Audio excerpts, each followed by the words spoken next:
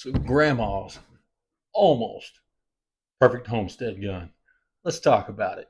I had a completely different video scheduled for today, but my grandmother, she passed away just a few days ago, and I had her old gun out just kind of messing with it. And thought we'd talk about it a little bit.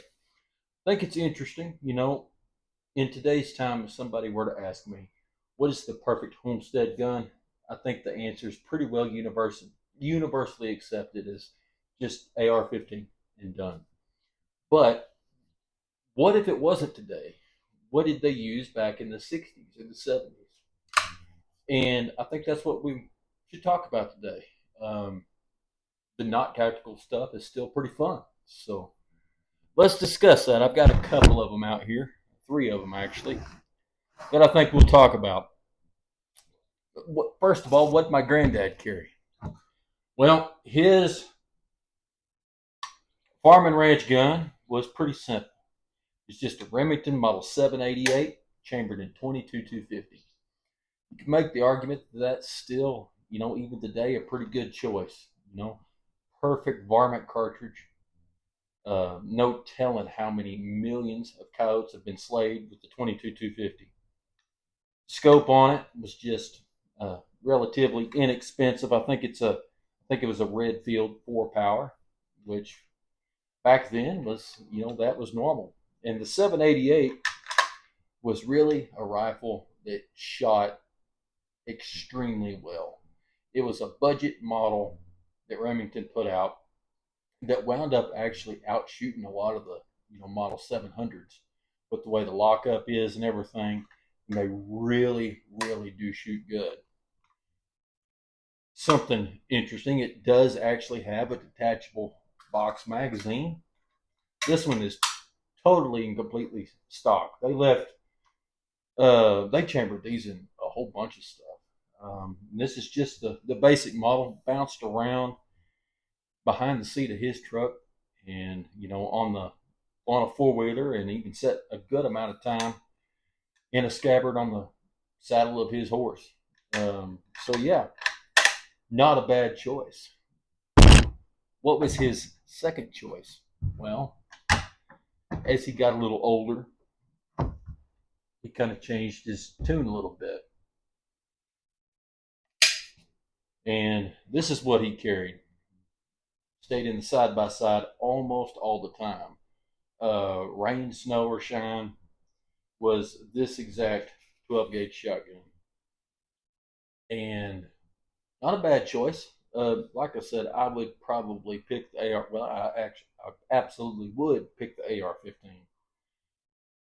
But the H&R or the New England Firearms or the Old Savages, or just these single shot break action 12 gauge shotguns are really, they're a lot of fun. And I actually enjoy shooting this one quite a bit too. But let's move to my grandmother's gun, because I actually think that it might be a better choice for the average person. Now, I'm not talking about a fighting gun or anything like that, but just a homesteader's gun. That was the old Savage Model 24, chambered in 22 long rifle and 410 shotgun. And it's a pretty good hint whenever they're on something about that.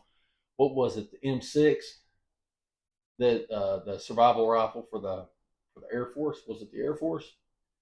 That skeletonized all stainless steel. That's what they issued.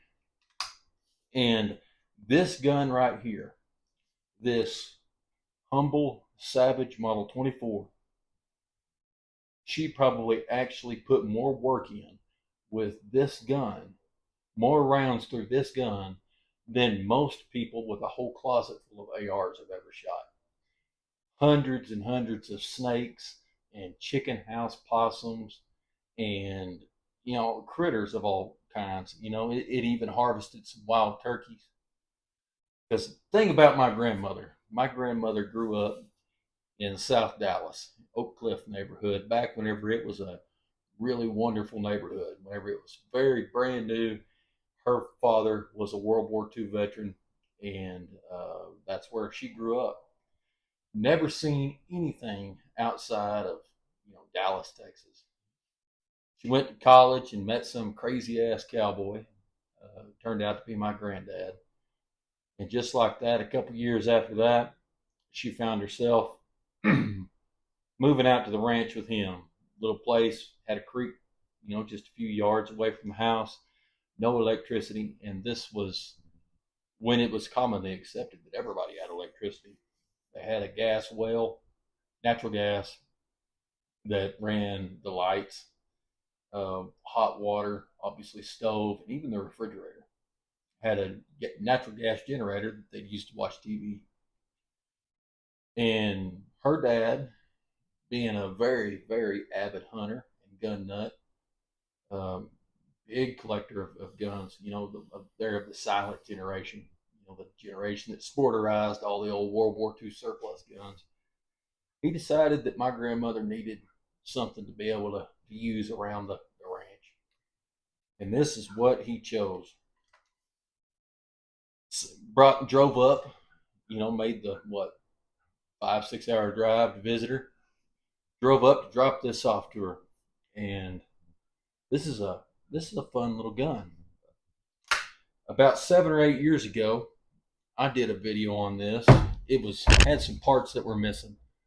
This selector right here on the side, switches between the 22 and the 410, was missing, and I think the firing pin was broke. Like I said, that was 7 or 8 years ago. I've got a video on my YouTube channel about doing that, where I replaced all of that, and I gave it back to her. And I don't think it's been fired or even moved since then, until just a couple weeks ago she told me to go get it out of the corner and bring it home with me. It does have a little bit of rust on it. Of course, any working gun that's blue is gonna have some rust on it. So we'll go through and get this thing de-rusted. Shot it quite a bit this weekend. I think there must be some rust in the chamber or a burr somewhere, because the 22s are sticking after they're fired, but the 410 works good. I think all she ever shot in it was like number 4 or 6 shot, and there's always a box of slugs sitting around, and just whatever cheap 22 long rifle there was at the store. But as much as we like, and we really love our ultra tactical, ARs and AKs and all of the other alphabet soups of firearms, if we really get down and we're honest, something like this is really, for a homestead gun, where you might have to take care of a coyote or put down an animal that is graduated and ready to go to the freezer, and any number of things. Certainly not what I'd pick for a fighting gun, but we're real honest with ourselves. This is kind of all we really need.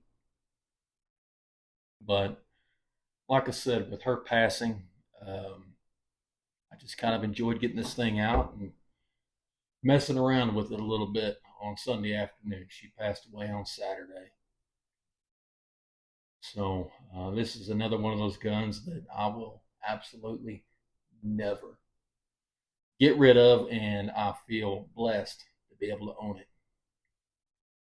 Well, if y'all got any sentimental guns, be sure and let me know about them in the comments. Probably not going to do an item of the day today. If y'all are interested in supporting me, you can find one on another video.